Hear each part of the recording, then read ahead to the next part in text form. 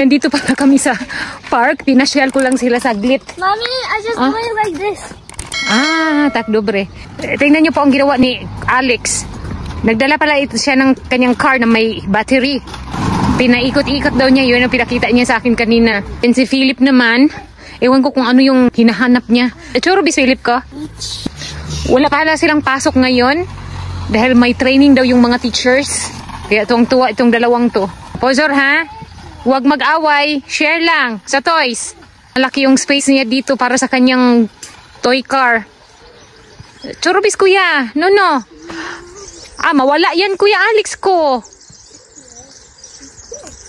Agoy no. Hala, sige. Hala, pinasok pala niya dito sa gate. Tam, it's closed Kuya. You can get it. I told you. Hala, good luck sa'yo. Charubis. Ni, Kuya Alex. Taka ako nito. Punong kahoy ba ito or flowers? Maganda tignan no.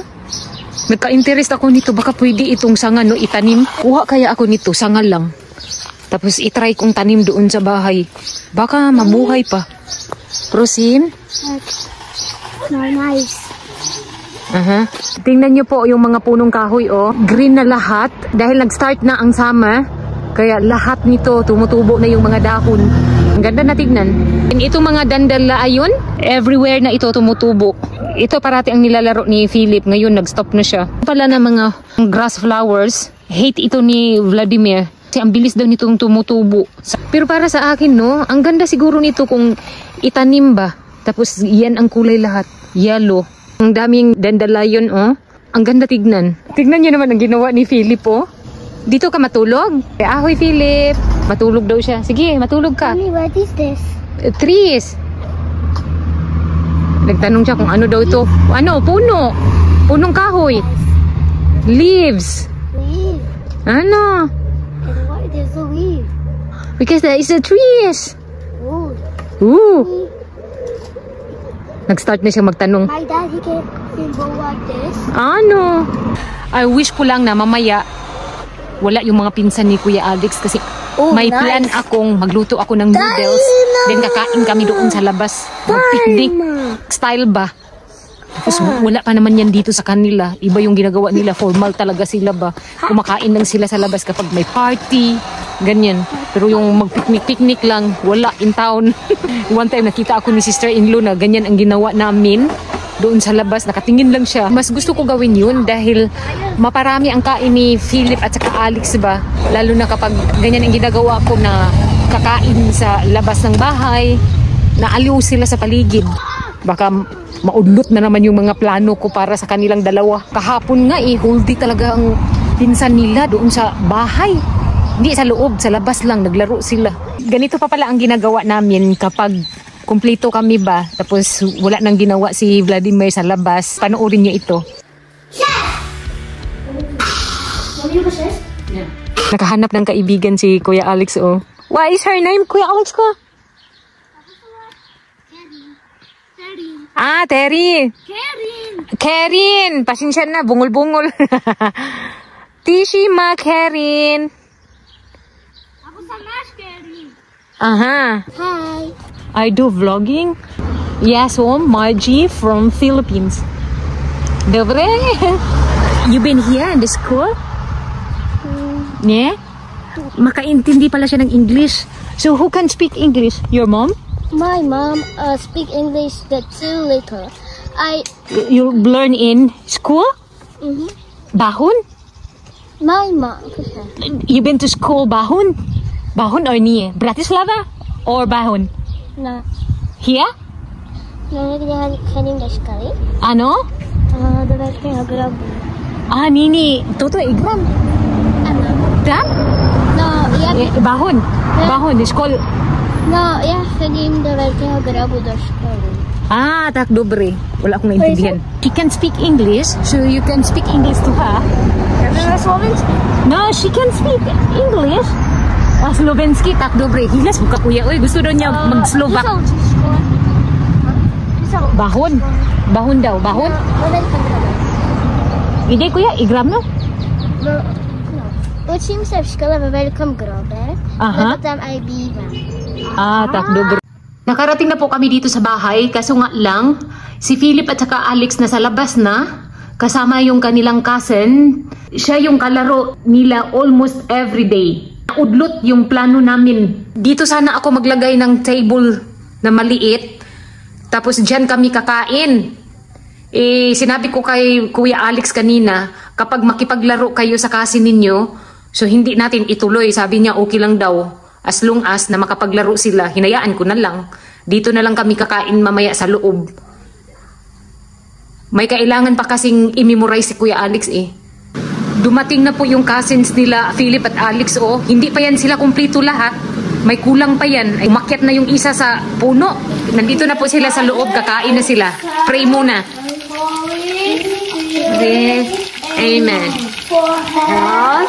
And strength, and good, we give thanks, oh Lord, amen.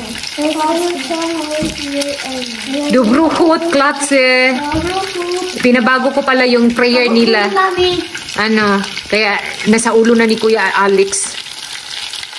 Yan ang pinaka-favorite pala nila.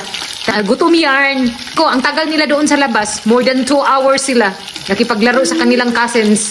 Ito si Philip, every afternoon, hindi na yan siya natutulog except lang kung may pasok.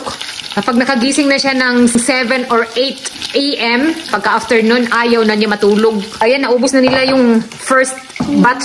Kakain pa daw sila ulit. Kunti na lang ang naiwan, So, tanghon at saka instant noodles yan. Minix ko na lang. Nagbasak mo dong sa gawas? Hating kapatid lang, kaya di na magkasya.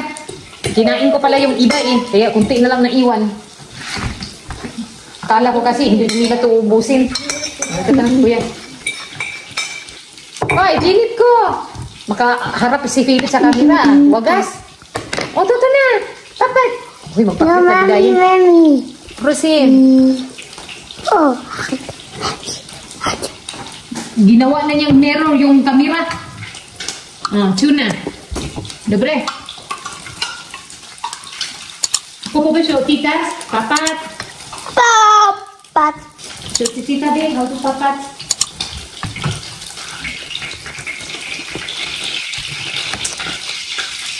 Nice to meet you. How are yours? And yours? 3, 2, 1, go. Si Kuya Alex, wala na siyang pakialam. Ganyan siya kapag gutom. Then, paliguan ko lang to sila. Then, mag-memorize na si Kuya Alex sa poem. Last week pa to siya nag-study Sabi ko sa kanila, maligo muna sila. Dahil whole day silang nandun sa labas kanina. Hindi ko pala to naayos kanina, Magulo pa. Ito mga damit nila ba, sobrang dumi na. Kasi humihiga yan sila kanina sa damuhan. Nag-agawan na naman. Stop fighting! Hala, nandyan pa pala yung sombrero ni Vladimir pati t-shirt niya.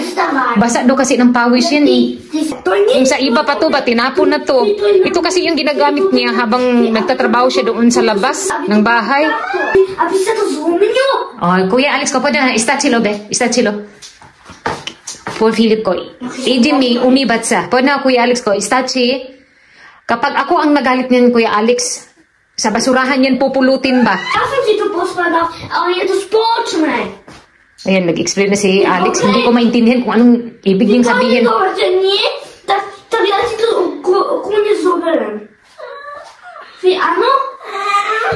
Ano lang ang naintindihan ko. Nabihisan ko na pala sila. So mag-prepare na kami para sa pag-memorize ni Kuya Alex. Pinasuot ko na sila ng pajama. Mommy, give me my papier.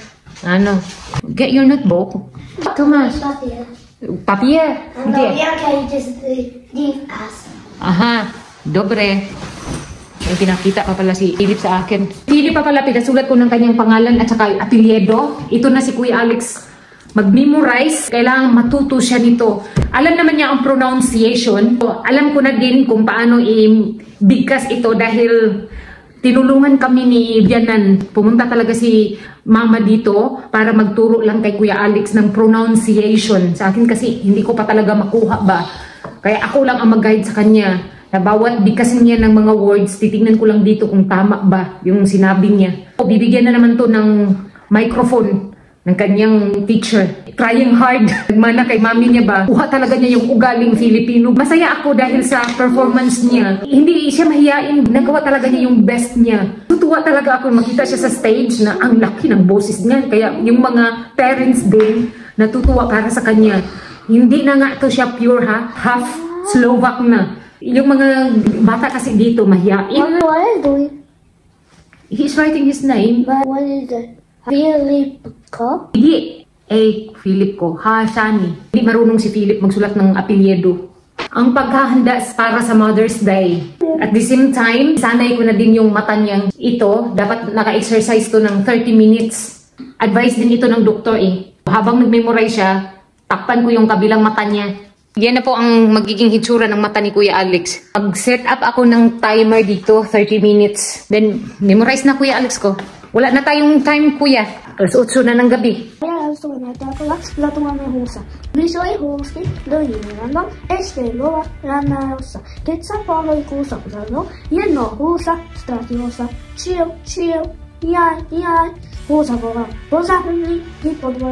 Husa behando ko solicito a chihore kvočka deti predmaštavo učihava nikope moja.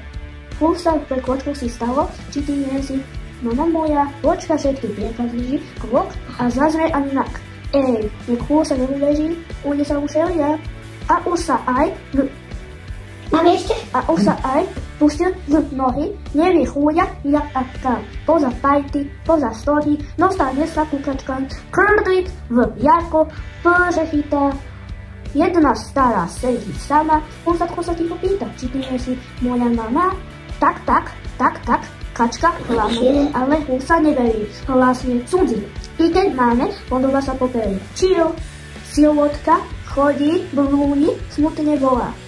Kde si mať už aj Dunčo vyšiel z budy na težal sa podívať. Ito po yung na-memorize ni Kuya Alex. Ang dito na part, memorize na niya. Ito, at saka dito.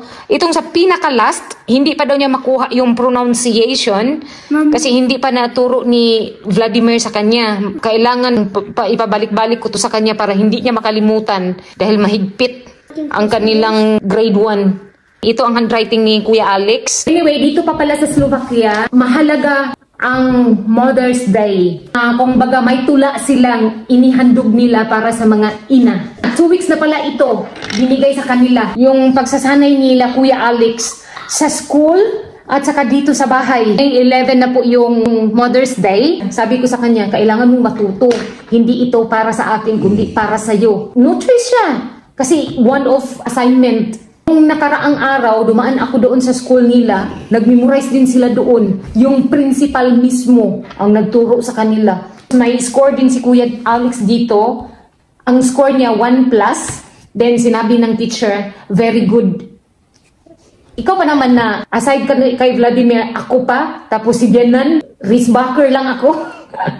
3 kami nagturo sa kanya. Sa napansin ko lang mahalaga sa kanila dito yung Women's Day at saka Mother's Day. Si Bianan na lalaki, magbigay na naman sa akin ng chocolates. Minsan nagreklamo na siya. Handwriting ni Philip ko, Maganda yung pagkasulat ng kanyang Philip, yung Harsani lang, hindi na niya alam kung anong dapat gawin.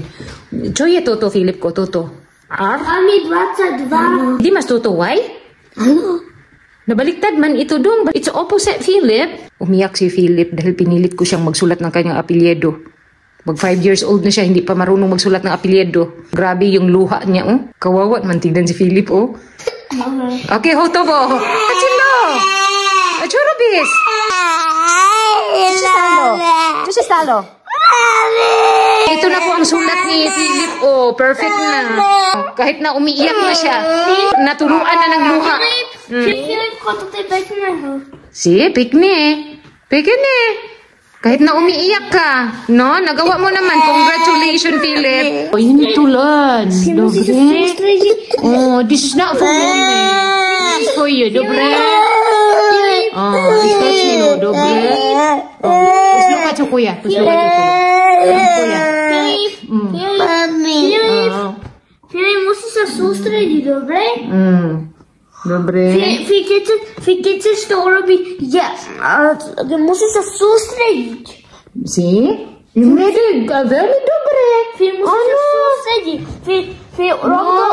Ang galing na magsulat ako. Ini, Filip. Ja to robím každý Mga deň. titas. Musíš sa. Marunong ka magsulat si Philip. Kahit na umiiyak. Ang gusto kasi niya, tama na daw yung pinasulat ko sa kanya. Nagkamali ka. So, kailangan mong isulat ulit. Ayan, umiyak. Congratulations. Dahil may puso, mami. Oh.